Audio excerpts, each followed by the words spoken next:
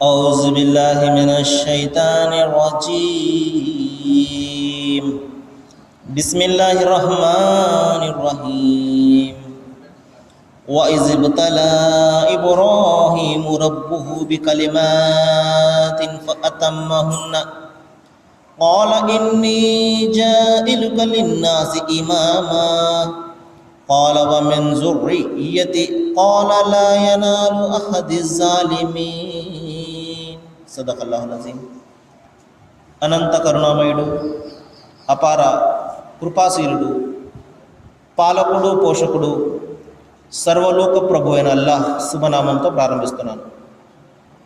సోదరులారా, సోదరీమణులారా, అయ్యలారా, అమ్మలారా, అస్సలాము అలైకుం రహమతుల్లాహి వబరకాతు. సర్వలోక ప్రభు అయిన అల్లాహ్ మన అందరి జీవితాలలో శాంతిని, శుభాలను, కారుణ్యాన్ని కురిపించునుగాక. ఆమీన్.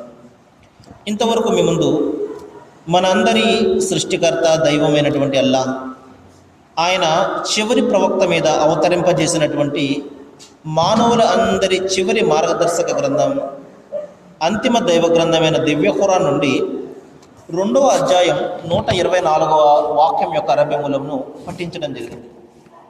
దీని అనువాదం ఏమిటంటే, దైవము తన ప్రవక్త అయినటువంటి ఇబ్రాహీముతో ఈ విధంగా సెలవిస్తున్నాడు: ఓ ఇబ్రాహీం, నేను నిన్ను మానవులందరికీ నాయకునిగా చేయబోతున్నాను. అంతకుముందు ఇబ్రాహీం అతని ప్రభువు కొన్ని విషయాలలో ఆయనను పరీక్షించాడు. వాటిని అన్నింటిలో కూడా అతను నెగ్గాడు. సోదరులారా, దైవం ఇక్కడ సెలవిచ్చే మాట ఏమిటంటే, ఆయన తన ప్రవక్త అయినటువంటి ఇబ్రాహీమును కొన్ని పరీక్షల్లో పెట్టడం జరిగింది. ఆ పరీక్షలలో ఆయన నెగ్గడం జరిగింది.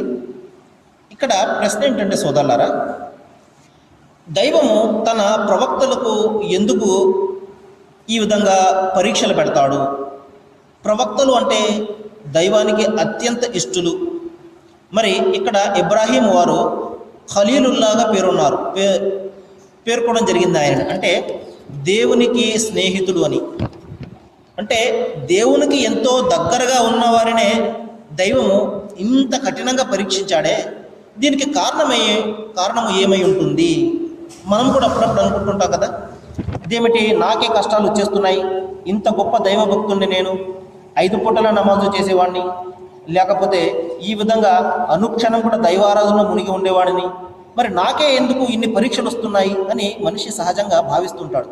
సోదరులారా, చూడండి, దైవం ఎవరినైతే ఎక్కువగా ఇష్టపడతాడో, దైవం ఎవరినైతే తన కారుణ్యం కోసం ఎన్నుకుంటాడో వారినే ఎక్కువగా పరీక్షిస్తాడు. వారికే ఎక్కువగా పరీక్షలు వస్తాయి. ఇది మనము ప్రధానంగా జ్ఞాపకం పెట్టుకోవాలి. మనకు ఎక్కువగా పరీక్షలు వస్తున్నాయి అంటే దాని అర్థం ఏమిటంటే దైవం మనల్ని ఎక్కువగా ప్రేమిస్తున్నాడు అని. చూసారా? కానీ మనమేం భావిస్తాం, ఇంత గొప్ప దైవ భక్తుల్ని నాకెందుకు పరీక్షలు వస్తున్నాయి, నాకు ఎందుకు ఆపదలు వస్తున్నాయి, నాకెందుకు ఈ కష్టాలు వస్తున్నాయి అని మనిషి భావిస్తుంటాడు. మరి పరీక్షలు ఎవరికి రావాలి, ఆపద ఎవరికి రావాలి అంటే ఎవరైతే దైవాన్ని విడిచిపెట్టి దూరంగా జీవితం గడుపుతుంటారో వారికి పరీక్షలు రావాలి. మరి నాకు ఈ విధంగా గొప్ప దైవారాధకుడిని, నేను దైవాన్ని ఎంతగానో ప్రేమించేవాడిని, దైవాన్ని ఎంతగా ఆరాధించేవాడిని, నాకే ఎందుకు కష్టాలు వస్తున్నాయి అని మనిషి భావిస్తుంటాడు. కానీ ఏ విధంగా అయితే ఒక స్వర్ణకారుడు నగను చేయడం కోసం బంగారాన్ని ఏ విధంగా అయితే సుత్తి దెబ్బలు కొట్టి దాన్ని ఒక ఆకారంగా, ఒక నగగా ఆయన దాన్ని మలుచుతాడో, అదేవిధంగా దైవము తనకు ఇష్టమైనటువంటి తన దాసులను పరీక్షలు పెట్టి వారిని పరిపూర్ణం చేస్తాడు, వారిని తమ విశ్వాసంలో పరిపూర్ణం చేస్తాడు అన్నమాట. కాబట్టి సోదరులారా, అంతిమ దైవ గ్రంథం దివ్య ఖురాన్లో దైవం ఈ విధంగా సెలవిస్తున్నాడు. మరి ఏ దాసునైతే నేను ఎక్కువగా ప్రేమిస్తానో అతని నేను నా యొక్క పరీక్షలలో నేను పరీక్షల ద్వారా అతన్ని ఉత్తీర్ణుని చేస్తాను. అంటే అతను ఏ విషయానికైతే అర్హుడో, ఏ స్వర్గానికైతే అర్హుడో ఆ స్వర్గానికి అర్హత ఈ పరీక్షల ద్వారానే అతను ఆ అర్హత సాధించగలడు. ఏ విధంగా అయితే చూడండి, ఒక తరగతిలో చాలామంది విద్యార్థులు ఉంటారు. మరి ఆ విద్యార్థుల యొక్క స్థితిగతులు ఆ టీచర్కు, ఆ ఉపాధ్యాయునికి తెలుసు. ఏ విద్యార్థి బాగా చదువుతాడు, ఏ విద్యార్థి బాగా చదవడు, ఏ విద్యార్థి మరి 100కి 90% మార్కులు సంపాదించుకోగలుగుతాడు. ఈ విషయాలన్నీ కూడా ఆ తరగతి ఉపాధ్యాయునికి తెలుసు. అయినప్పటికీ కూడా అతను పరీక్ష ద్వారానే వారిని మరొక తరగతిలోనికి పంపించడం జరుగుతుంది, మరొక క్లాసులోనికి పంపించడం జరుగుతుంది. అంతే తప్ప ఈ కుర్రవాడు బాగా చదువుతాడు కదా అని చెప్పి 90 మార్కులు వచ్చేవాడిని అతను పరీక్ష లేకుండా మరొక క్లాసులోకి పంపించడు. అదేవిధంగా దైవానికి ఇక్కడ అందరికీ కూడా తెలుసు. సృష్టికర్త అల్లాహకు మన యొక్క విశ్వాసం ఏమిటో, మన అమలు ఏమిటో, మన కార్యాచరణ ఏమిటో అన్నీ కూడా తెలుసు. అయినప్పటికీ కూడా ఆయన పరీక్షలు, ఈ కష్టాలు, ఈ నష్టాలు పెడతాడు. ఎందుకు? మన విశ్వాసం పరిపూర్ణం కావాలని. ఈ కష్టాలలో, ఈ నష్టాలలో మనము ఆ దైవాన్ని ఎంత మాత్రం కూడా విడవకూడదని ప్రవక్త ముహమ్మద్ సల్లల్లాహు అలైహి వసల్లం సందర్భాలు చెప్పారు. నీకు ఆనందమైనటువంటి సమయాల్లో నీ యొక్క సుఖాలను నీవు దైవాన్ని జ్ఞాపకం పెట్టుకో, కష్టాలలో ఆయన నిన్ను జ్ఞాపకం పెట్టుకుంటాడు అన్నారు. కాబట్టి సహజంగా మనిషి బాధలు వచ్చినప్పుడు మాత్రమే దేవుణ్ణి జ్ఞాపకం పెట్టుకుంటాడు, దేవుని వైపు తిరుగుతాడు తప్పించి అతనికి సుఖాలు వచ్చినప్పుడు, ఆనందాలు వచ్చినప్పుడు ఏమాత్రం కూడా దైవాన్ని జ్ఞాపకం పెట్టుకోడు, మర్చిపోతుంటాడు. కానీ సోదరులారా, దైవాన్ని మనము సంతోషకర సమయంలో కూడా జ్ఞాపకం పెట్టుకోవాలి, విచారంలో, మనకు బాధల్లో, కష్టాల్లో ఉన్నప్పుడు కూడా జ్ఞాపకం పెట్టుకోవాలి, ప్రతి క్షణం కూడా మనము దైవాన్ని జ్ఞాపకం పెట్టుకోవాలి. కాబట్టి ప్రవక్త ముహమ్మద్ సల్లల్లాహు అలైహి వసల్లం వరకు సందర్భంలో చెప్పారు సోదరులారా. మరి చూడండి, దైవం ఏ వ్యక్తినైతే ఎక్కువగా ప్రేమిస్తాడో, ఏ వ్యక్తిపైనైతే తన కారుణ్యాన్ని కురిపించాలని అనుకుంటాడో అతనికి అనేక రకాల నష్టాలను, కష్టాలను, మరి ఈ విధమైనటువంటి బాధలను కలిగిస్తాడు. తద్వారా అతను చేసినటువంటి పాపాలన్నీ కూడా కరిగిపోతాయి మంచు మాదిరిగా అన్నారు. అప్పుడు ఇంకా ఏదైనా మిగిలిపోయి ఉన్నట్లయితే, అతని కర్మల పత్రంలో ఏదైనా పాపాలు మిగిలిపోయి ఉన్నట్లయితే, మరి మరణ సమయంలో అతనికి బాధాకరమైనటువంటి మరణం లభిస్తుంది. తద్వారా అతను చేసినటువంటి పాపాలన్నీ కూడా తీరిపోతాయి. మరి ఒక తెల్లని కాగితం మాదిరిగా అతని పాపాలన్నీ కూడా తీరిపోయి దైవం వద్ద అతను వెళ్తాడు అని చెప్పడం జరిగింది. అంటే దైవం మనకి ఇచ్చే ఈ కష్టాలు కానివ్వండి, ఈ బాధలు, ఈ ఉపద్రవాలు అన్నీ కూడా మనము చేసినటువంటి పాపాలను తొలగించడం కోసమే. మనము ఒకవేళ దైవం మీద నమ్మకంతో మనము ఏమాత్రం కూడా తొత్తరపాటు పడకుండా ఆయన మీద పూర్తి భరోసాతోటి, ఆయనే వ్యాధినిచ్చాడు, ఆయనే స్వస్థతనిచ్చేవాడు, ఆయనే నవ్వించేవాడు, ఆయనే ఏడ్పించేవాడు, ఆయనే కష్టాలు ఇస్తున్నాడు, ఆయనే కష్టాల నుండి బయటపడే మార్గాన్ని కూడా ఆయనే బోధిస్తాడు అన్న విశ్వాసంతో ఎవరైతే జీవితం గడుపుతారో, దైవం చెప్తున్నాడు, వల్లాహు యుహిబ్బుల్ ముతవక్కిలీన్, నన్ను నమ్ముకుని పనిచేసేవారంటే నాకు అత్యంత ప్రేమ అని దైవం చెప్తున్నాడు. కాబట్టి ఈ కష్టాలలో, ఈ నష్టాలలో ఎవరు కూడా మరి తమ విశ్వాసాన్ని ఏమాత్రం కూడా మార్చుకోకుండా కేవలము ఒక్క దైవం మీద ఎవరైతే లగ్నం చేస్తారో, ఎవరు చేస్తారో ఎవరు చెయ్యరో అన్న పరీక్ష అన్నమాట ఇవన్నీ కూడా. అదే విషయాన్ని ప్రవక్త ముహమ్మద్ వారు చెప్తున్నారు. మరి దైవం ఎవరినైతే ఎక్కువగా ప్రేమిస్తాడో, ఎక్కువగా ఇష్టపడతాడో, ఎవరిపైన అయితే కారుణ్యాన్ని కురిపించాలని అనుకుంటాడో, ఎవరినైతే స్వర్గానికి వారసులు చేయాలి అని అనుకుంటాడో, వారికి ఎక్కువగా కష్టాలను, ఎక్కువగా బాధలను పెడతాడు. తద్వారా వారు చేసే అనేక పాపాలన్నీ కూడా కరిగిపోతాయి. ఇంకా ఏమైనా మిగిలిపోయినట్లయితే అతనికి బాధాకరమైనటువంటి చావును, ఆ మృత్యువును ఇస్తాడు. అప్పుడు అతని కర్మల పత్రంలో పాపాలన్నీ కూడా తీరిపోయి మరి తెల్ల కాగితం మాదిరిగా దైవం వద్దకు వెళ్తాడు. మరి అదే ఈ సందర్భంలో మరొక విషయం కూడా ప్రవక్త ముహమ్మద్ వారు సెలవిచ్చారు. మరి దైవం ఎవరినైతే తన కారుణ్యానికి దూరం చేయాలనుకుంటాడో, ఎవరినైతే స్వర్గానికి దూరం చేయాలనుకుంటాడో, ఎవరైతే దైవాన్ని విడిచిపెట్టి రకరకాల సిద్ధాంతాలను కల్పించుకొని తన మనస్సుకు నచ్చిన విధంగా జీవితం గడుపుతాడో, ఎవరినైతే దైవం నరకంలోనికి తోసివేయడానికి నిర్ణయించుకుంటాడో అటువంటి వారికి ఈ ప్రపంచంలో రకరకాల సుఖాలను ప్రసాదిస్తాడు, రకరకాలైనటువంటి ఆనందాలను, ఈ విధమైనటువంటి భోగలాలసమైనటువంటి జీవితాన్ని ఇస్తాడు. తద్వారా అతడు మరింత పాపాలు చేసుకుంటూ వెళ్ళిపోతాడు. ఇంకా అతను చేసే కొన్ని మంచి పనులు ఉంటాయి. ఒకవేళ దైవాన్ని విశ్వసించని వాడు అయినప్పటికీ కూడా, దైవాన్ని నమ్మేవాడు అయినప్పటికీ కూడా, అనేక దైవాలను తను ఆరాధించేవాడు అయినప్పటికీ కూడా అతను మంచి చేస్తుంటాడు. కొన్ని మంచి పనులు చేస్తూ ఉంటాడు. ఆ మంచికి తగ్గ ప్రతిఫలాన్ని దైవము ఈ ప్రపంచంలోనే అతనికి ధన రూపంలో, లేకపోతే సుఖాల రూపంలో, అతనికి పేరు ప్రఖ్యాతుల రూపంలో, పదవుల రూపంలో అతనికి ఈ ప్రపంచంలోనే అకౌంట్ను సెటిల్ చేయడం జరుగుతుంది. మరి దైవం వద్దకు వెళ్ళే సమయంలో అతని కర్మల పత్రంలో ఏ పుణ్యం కూడా అతని వెంట రాదు. ఎందువలనంటే అతను చేసిన పుణ్యాలన్నిటికీ కూడా ప్రతిఫలాన్ని ప్రపంచంలోనే మరి పేరు, దర్పము, ఈ గౌరవ రూపంలో పొందేశాడు. కాబట్టి సోదరులారా, ఇక్కడ బాధలు పడేవాడు మరి చెడ్డవాడు కాదు, మరి సుఖాలు అనుభవించేవాడు మంచివాడు కూడా కాదు. కాబట్టి ఇక్కడ సుఖాలు కానివ్వండి, ఇక్కడ బాధలు కానివ్వండి, పరీక్షలో ఒక భాగం మాత్రమే. ఇది మనము ప్రధానంగా జ్ఞాపకం పెట్టుకోవాలి. ఇప్పుడు రండి, ప్రవక్త ఇబ్రాహీం అలైహిస్సలాం వారిని దైవము ఎన్ని రకాలుగా పరీక్షించాడో చూడండి. వాస్తవానికి ఆయన దేవునికి అత్యంత ఇష్టుడైనటువంటి దాసుడు అయినప్పటికీ కూడా, దేవునికి స్నేహితుడిగా పిలువబడే గొప్ప ప్రవక్త అయినప్పటికీ కూడా ఎన్ని క్లిష్టమైనటువంటి పరీక్షలను ఆయన దాటారో ఒకసారి నేను మీకు చెప్పడానికి ప్రయత్నం చేస్తాను. చూడండి, మరి అటువంటి కష్టాలు సాధారణ మానవుడు ఎంత మాత్రం కూడా ఓర్చుకోలేడు. అటువంటి భయంకరమైనటువంటి కష్టాలను దైవం ఆయనకు పెట్టడం జరిగింది. కాబట్టి తాను ఎవరినైతే ఎక్కువగా ప్రేమిస్తాడో వారినే దైవం ఎక్కువ కష్టాలు పెడతాడు. ఇది మనము జ్ఞాపకం పెట్టుకోవాలి. చూడండి, చిన్నతనంలో ఆయన ఎంతో అల్లారు ముద్దుగా పెరిగారు. భోగలాలసాల్లో మరి డబ్బు దర్పాలలో పెరిగినటువంటి బిడ్డ అతను కోరుకున్నట్లయితే తండ్రి యొక్క వారసత్వాన్ని పొందేవాడు. ఏమాత్రం కూడా కష్టం కలిగినటువంటి జీవితాన్ని ఆయన గడిపేవాడు. కానీ ఆయన ఆ విధంగా చేయలేదు. ఆయన దైవాన్ని గురించి ఆలోచించాడు, సంఘర్షణ పడ్డాడు దైవం ఎవరు అని. అప్పుడు దైవం అతనికి మార్గాన్ని చూపించాడు. మరి ఈ విధమైనటువంటి సృష్టి రాశులు దైవం ఎంత మాత్రం కూడా అవ్వవు. ఈ సృష్టి రాశులను సృష్టించినటువంటి వాడే నిజమైనటువంటి దైవము అని ఆయన గ్రహించి ఆ సత్యాన్ని ముందుగా తన తండ్రికి చెప్తాడు. ఓ తండ్రి, కనలేని వినలేని ఇటువంటి వాటిని మీరు ఆరాధించకండి, సృష్టి రాశులను మీరు ఆరాధించకండి, మీ చేతులతో మీరు తయారు చేసుకున్నటువంటి ఈ సృష్టి రాశులు మీరు ఆరాధించకండి, దైవాన్ని ఒక్కడిని మాత్రమే ఆరాధించండి అంటే, ఓ ఇబ్రాహీం, నీవు నా జ్ఞానాన్ని నువ్వు ప్రశ్నిస్తున్నావా?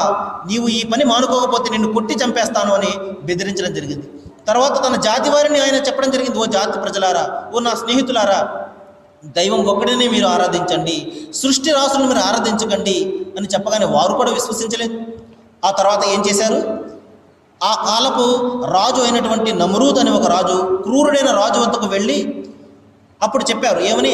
ఇబ్రాహీం అనే ఒక వ్యక్తి నీవు దేవుడు కాదు అని తిరస్కరిస్తున్నాడు. ఎందువలంటే ఆ కాలంలో రాజులనే దైవాంశ సంభూతులుగా భావించేవారు, దేవుళ్ళుగా భావించేవారు.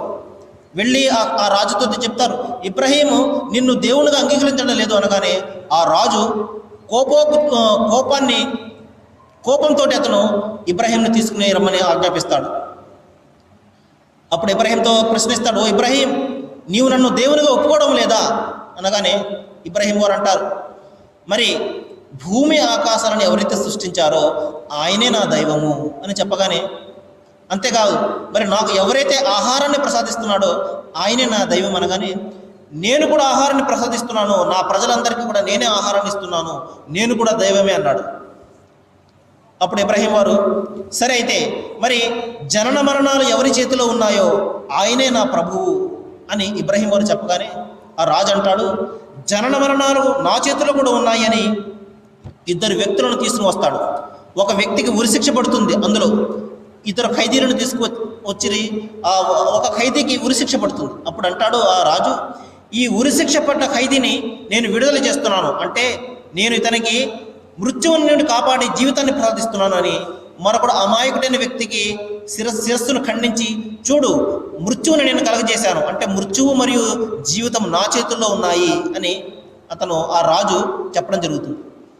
అప్పుడు ఇబ్రాహీం వారు ఏమంటారంటే, సరే అయితే మరి నా దైవము సూర్యుడిని తూర్పు నుండి ఉదయింపజేస్తాడు, పడమరను అస్తమింపజేస్తాడు, నీవే దైవం అయితే పడమర నుండి ఉదయింపజేయి, సూర్యుడు పడమర నుండి ఉదయింపజేసి తూర్పును అస్తమింపజేయి, నీవే దైవం అయినట్లయితే అని చెప్పగానే అతను బెత్తరపోయి ఈ మాటకు, మరి తన మాటకు ఈ విధంగా ఎదురు చెప్పినటువంటి ఇబ్రాహీంని ఏం చేస్తాడంటే తన మంది మార్బలాన్ని ఆజ్ఞాపించి, ఓ ఇబ్రాహీమును మీరు అగ్నితో కాల్చి చంపివేయండి అని ఆజ్ఞాపించడం జరుగుతుంది.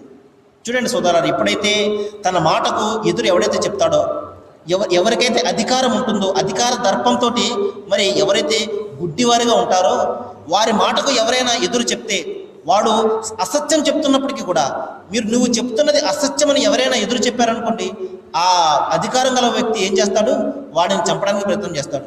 అదేవిధంగా ఆ రాజు కూడా ఇబ్రాహీమును మరి మంటల్లో కాల్చివేయడం కోసం ఆజ్ఞాపించడం జరుగుతుంది. అప్పుడు దైవము తన ప్రవక్తను ఏ విధంగా ఆదుకుంటాడో చూడండి. ఎందువలనంటే దైవ ప్రవక్తలను ఎవరు కూడా మరి దైవం యొక్క అనుమతి లేకుండా ఏది కూడా హాని చేయలేరు. మరి దైవం ఆజ్ఞాపించడం జరిగింది అగ్నికి, కూలియా నారు కూని బరదం సలామున్ అలా ఇబ్రాహీం, ఓ మంట, ఓ అగ్ని చల్లారిపో, నువ్వు ఇబ్రాహీముకు నువ్వు చల్లదనాన్ని కలుగజేయి అని ఆజ్ఞాపించడం జరిగింది. చూడండి, అగ్ని అనే దాని యొక్క స్వభావం ఏమిటంటే కాల్చివేయడం అనేది దాని స్వభావం. ఆ స్వభావము దానికి ఎవరు ప్రసాదించారు? ఆ దైవమే ప్రసాదించాడు. ఆ దైవమే ఆ స్వభావాన్ని మార్చివేశాడు. ఇబ్రాహీంకు నువ్వు చల్లగా వారిపోవని. మరి ఆ అగ్ని కూడా అతన్ని కాల్చివేయలేదు. అప్పుడు ఇబ్రాహీం ఈ విధమైన మొట్టమొదటి పరీక్షలో ఆయన నెగ్గాడు. మరి మంటల్లో కాలిపోతూ ఆయన దైవాన్ని ఫిర్యాదు చేయలేదు. ఓ దైవమా, నీ కోసమే నేను ఈ విధంగా మంటల్లో కాలిపోతున్నాను, నన్ను నువ్వు రక్షించు అని ఆయన ఎంత మాత్రం కూడా ఫిర్యాదు చేయలేదు. మరి ఇంత గొప్ప దైవ భక్తుడినే నన్ను వీరు కాల్చివేస్తుంటే నన్ను ఎవరు రక్షించడం లేదు అని దైవాన్ని ఆయన ఏమాత్రం కూడా ఫిర్యాదు చేయలేదు. ఓ దైవమా అని ఆయన మరి దీని నుండి కాపాడేవాడివి నీవే అని ఆయన అచంచలమైనటువంటి విశ్వాసంతో ఉండిపోయారు. ఆ విశ్వాసం ఆయన్ని కాపాడింది. దైవము ఆజ్ఞాపించాడు ఆ మంటకు, ఓ చల్లారిపోని.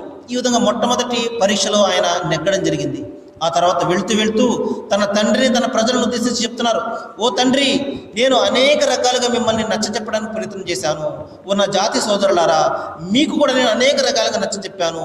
మీరు తాత ముత్తాతల యొక్క ఆచారం కదా మీరు అనుసరించండి. దైవం మీకు జ్ఞానాన్ని, బుద్ధిని ప్రసాదించాడు. ఈ బుద్ధిని, జ్ఞానాన్ని ఉపయోగించండి. కాబట్టి మీరు సృష్టి రాసులను ఎంత మాత్రం కూడా ఆరాధించకండి. మీరు మీ స్వయంగా మీ చేతులతో చేసుకున్నటువంటి ఈ ప్రతిమలను కాదు మీరు ఆరాధించవలసింది, సృష్టికర్త అయినటువంటి దైవాన్ని మాత్రమే ఆరాధించండి.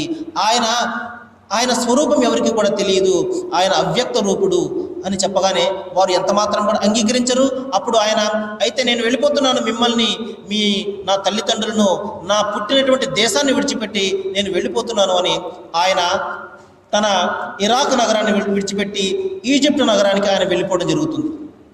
ఈ విధంగా ఆయన 86 సంవత్సరాల పాటు దైవ ధర్మాన్ని బోధిస్తూ తిరుగుతూ ఆయన అలసిపోయి దైవంతో ప్రార్థిస్తారు, ఓ దైవమా, 86 సంవత్సరాల పాటు నేను ఈ విధంగా దైవ ధర్మాన్ని ప్రచారం చేస్తున్నాను, సృష్టికి కర్త ఒక్కడే అన్న సత్యాన్ని నేను ప్రచారం చేస్తున్నాను. ఇప్పుడు నేను అలసిపోయాను. నాకు సహాయకుడుగా నాకు ఒక వివేకవంతమైనటువంటి కుమారుని నాకు ప్రసాదించవు దైవమా అని దైవాన్ని వేడుకోవడం జరుగుతుంది. ఆ 86 సంవత్సరాలలో ఆయనకు దైవము మరి ఇష్మాయిల్ అనే ఒక కుమారుని యొక్క శుభవార్తను ఇవ్వడం జరుగుతుంది. ఓ ఇబ్రాహీం, నీవు వివేకవంతమైనటువంటి కుమారుని గురించి నువ్వు కలగన్నావు కదా, నువ్వు ప్రార్థన చేసావు కదా, నేను ఇష్మాయిల్ అనే కుమారుని నీకు ఇస్తున్నాను అని దైవము ఇవ్వడం జరిగింది. చూడండి, మనం సహజంగా మరి ప్రార్థిస్తుంటాము, నాకు ఇలాంటి కొడుకు కావాలి, అలాంటి కొడుకు కావాలి, నా యొక్క ఆస్తికి వారసుడు కావాలి, నా బలానికి వారసుడు కావాలి, ఈ విధమైనటువంటి మనము ఇంకా అందమైనటువంటి కుమారుడు కావాలి, లేకపోతే ఇంకా చాలా అనేక రకాల మంచి సుగుణాలతో ఉన్నటువంటి కుమారుడు కావాలి. మన ప్రార్థన ఈ విధంగా ఉంటుంది. కానీ ప్రవక్తల యొక్క, దైవ విధేయుల యొక్క ప్రార్థన ఏ విధంగా ఉంటుందంటే వివేకవంతమైనటువంటి కుమారుని అని ప్రార్థించారు. ఎందువల్లంటే కుమారుడు వివేకి కాకపోతే ఎంత అందంగా ఉంటే ప్రయోజనం ఏమిటి, ఎన్ని సుగుణాలు ఉంటే ప్రయోజనం ఏమిటి, ఎంత బలం ఉంటే ప్రయోజనం ఏమిటి సోదరులారా.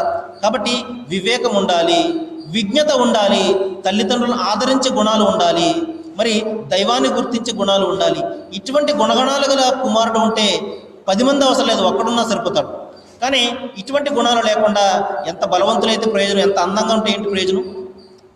కాబట్టి ప్రవక్తల యొక్క ప్రార్థన ఏ విధంగా ఉంటుందంటే వివేకవంతమైనటువంటి నీ ధర్మం కోసం పాటుపడి కుమారుని నాకు ప్రసాదించవో దేవా అని అల్లాహ్ను ప్రార్థించగానే ఆయనకు ఇష్మాయిల్ అనే కుమారుని యొక్క శుభవార్తను ఇవ్వడం జరుగుతుంది.